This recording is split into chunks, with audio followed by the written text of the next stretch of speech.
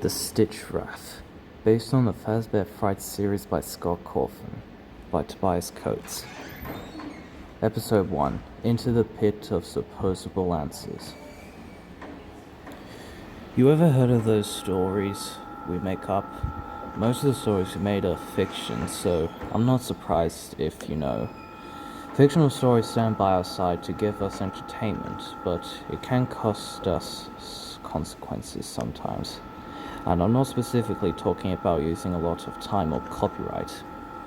This story is not light and funny like you'd usually find others to be. Quite the opposite, in fact. This is how something simple can go overly complicated in just a matter of choices and time.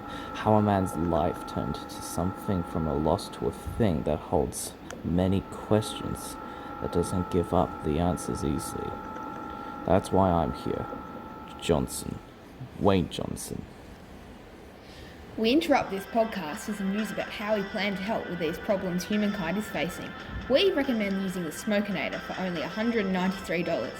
Also, if a person's birthday is upcoming, we've got you with the perfect merch for the birthday person, ranging from just $50 to $383. Or for other reasons, use the plastic combiner for just $248. Visit helpourworld.com.au for more information and other devices to make your life healthier and better. Thanks for listening, and we'll see you there if you're interested.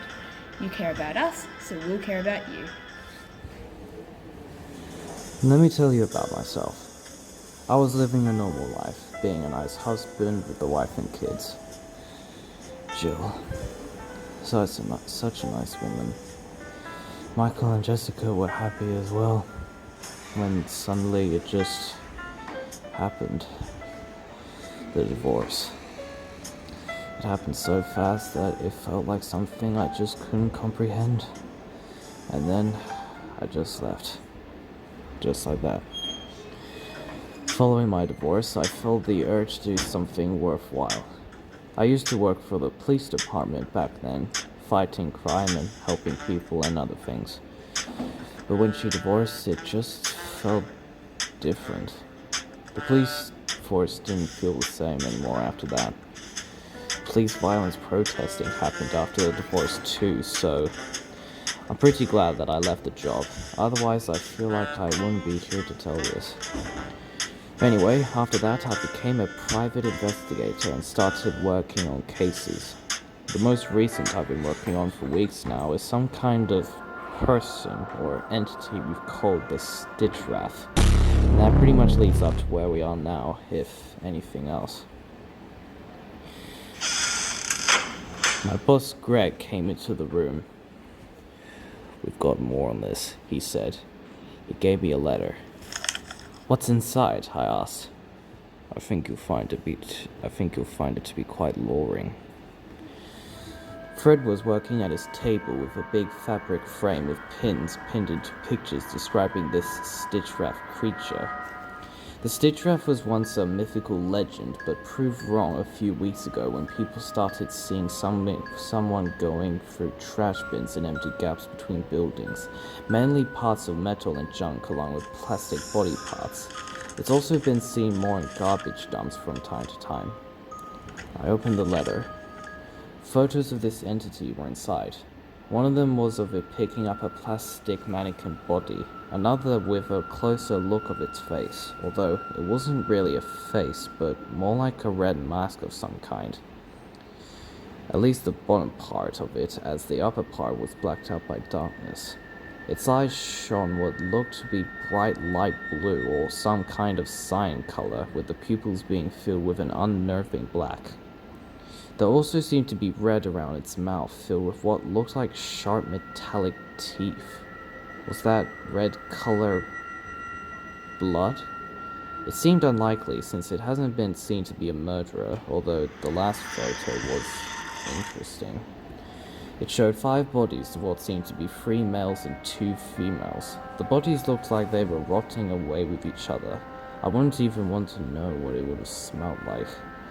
But what showed out to me the most was their eyes. There was some kind of black liquid pouring out of the body's eyes, sliding down the sides of the faces. "Oil?" I said. Unlikely, said Fred. I really doubt that what we're dealing with is a machine.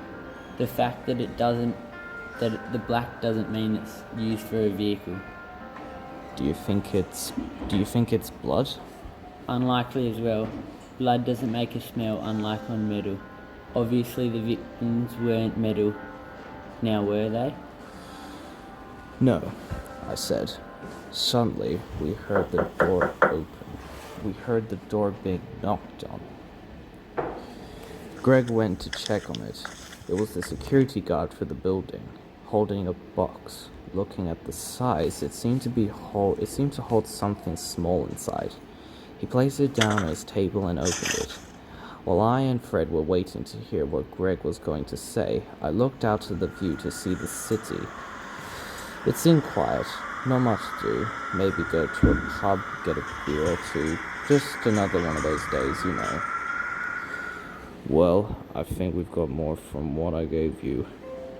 I went up to him to see what he got in the box, now looking like it was for me. He showed me what it was. It was a house number for someone called Mrs. Kimberly. I think we know that she has more answers to our questions about this. I'll see what she has to say, I said. I began to leave to my car when... Hold on. There's more to this than we saw. I turned back. What is it? It looks like there's two people on this, and you're not going to believe where they came from. I checked and looked at the letter. The next episode will continue where this one left off from.